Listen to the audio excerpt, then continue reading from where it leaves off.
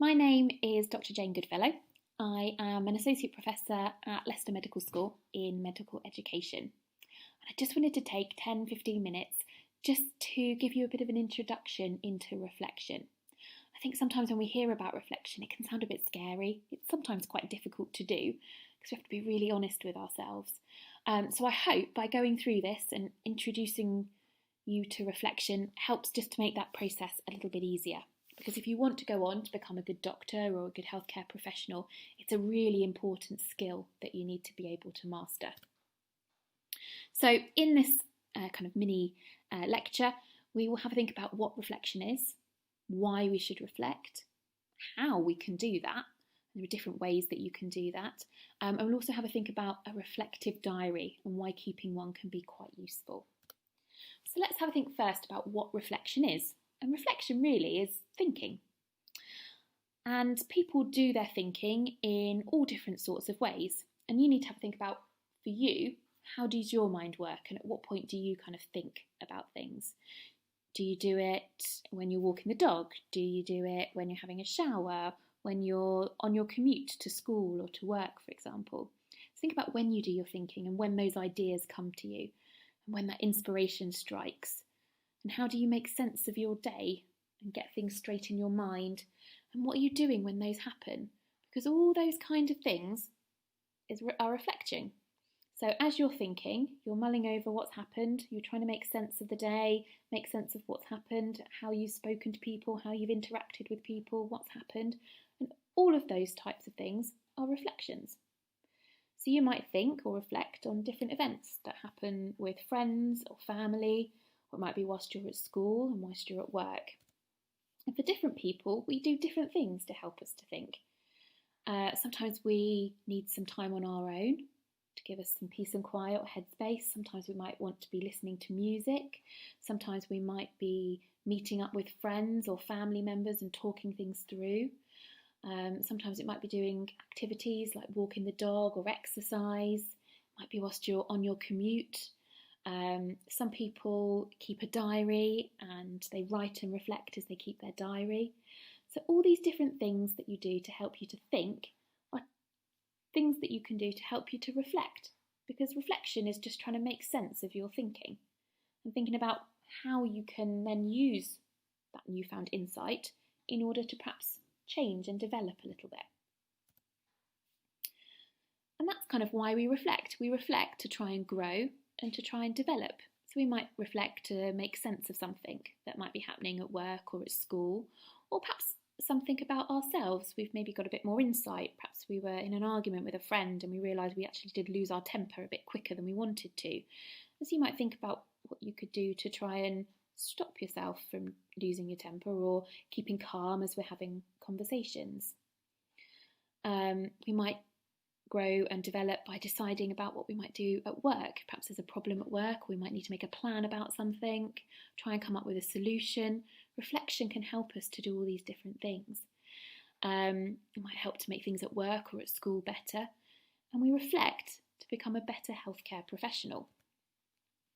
Because if we're going to be a really good healthcare professional and we've got our patients' needs at the kind of forefront of our mind, we need to be the best person that we can be. We need to continue to develop to make sure that our communication skills are as strong as they could be. We need to make sure that we are keeping up to date with knowledge and new information. We need to make sure we're able to explain that clearly to patients. We need to make sure that we can work well as a member of a team, because you can't treat a patient alone, and we only work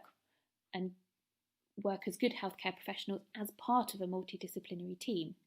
So we have to continue to develop and to grow if we're going to be really good healthcare professionals. And we do that by becoming a bit more aware of our thinking, of knowing yourself and your limitations, of knowing how you think and feel about things, and perhaps how you're going to respond in certain situations. And we might do this to learn how to change ourselves. So you already are showing lots of the skills and the attributes that we're looking for as future doctors and future healthcare professionals. But actually there might be some areas that could benefit from working on. In fact, I would say for every person, there's always something that you can work on and you can develop. So part of a reflection is being able to create an action plan in order to develop those skills and those abilities. But we can only do that if we can work out what they are in the first place.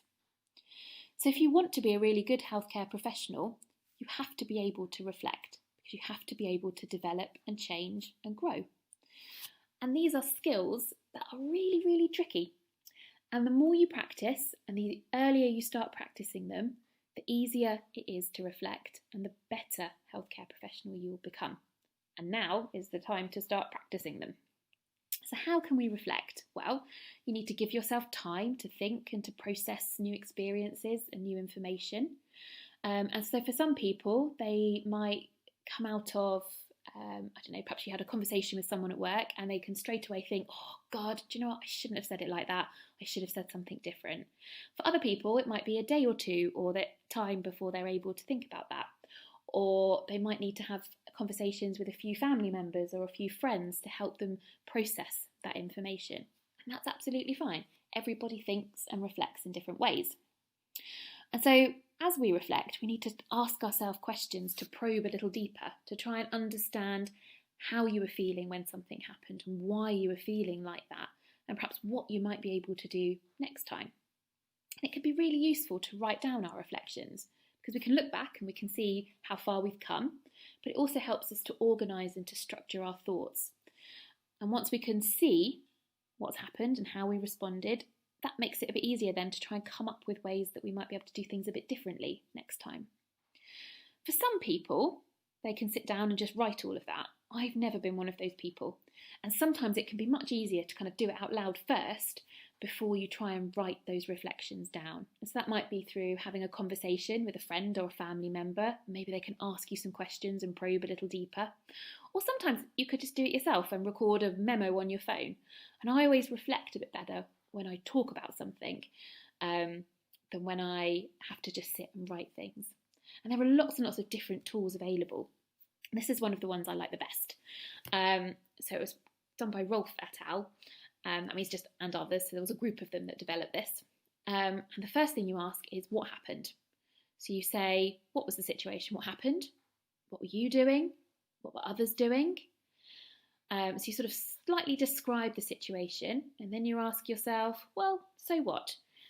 And you might probe a little bit more. You might say, well, did I really need to know how to help me deal with that situation? Or so what? What else could I have done? And then finally you think, well, now what? So as you understand things a bit better, now what will I do to make things better? Will I be more open to things? How will I do that? What might be the consequences if I did something a bit different? And this process can be really good to help you, and if you go round and round in circles a few times, to really dig at what's happening. So let's have a think about an example. Perhaps you were doing a group project at school and there was conflict in your group, and you had one idea, someone else had another idea, and you voiced your opinion quite forcefully because actually you knew that that was the best way of doing something. But as a result, someone else got a bit upset and you ended up having a bit of an argument about it. So that was the what that happened. The so what might be, so did I really need to be so forceful? Is there another way that I could have phrased that? How did that person respond? Well, actually, they got really upset doing that. So what was that about? Well, perhaps the tone of voice I was using wasn't the most useful. And if I'd have phrased it in a more positive way and perhaps watched the tone that I used as I said the question or I questioned her, actually, that would have been a bit better. And perhaps we wouldn't have had that awkward fight, and perhaps we would have been able to get on with our project a lot quicker because we would have all known what we were doing. And I might have actually been able to put my view across in a nicer way, and that person might have been a bit more receptive to it. And then the now what is, so what will I do differently next time? You might want to apologise to the person that you've upset, but you might also want to think about what you can do to stop that from happening. So if you know that you often are quite confident in your views and you're quite assertive as you're putting those forwards, when you realise that perhaps you might need to say something, you might stop and pause and think about how you might phrase things differently in the future. You might think, actually, I need to just watch my tone here, or perhaps I could ask them for their thoughts first before I voice my thoughts, and it becomes more of a discussion instead of me just telling them what I should do. And then if you are in that situation again, you could go through the same thing and whether actually that was much better because you phrased things in a different way. So actually that's a good thing to carry on doing, and you'll continue to work on that. So by going round in these circles, it can really help you to unpick what's happened. And by keeping a reflective diary can really be useful to help you collect and to group your thoughts. And there is a reflective diary that the Medical Schools Council have put together that uses this what, so what, now what model in order to help you process the skills and the experiences and the kind of knowledge that you gain as you go through the summer school.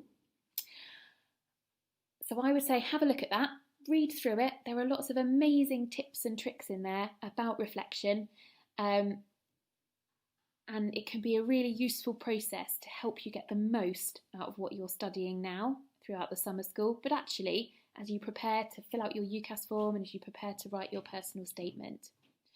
Now, reflection can be really difficult, and the more you do it and the more you practice, the easier it becomes.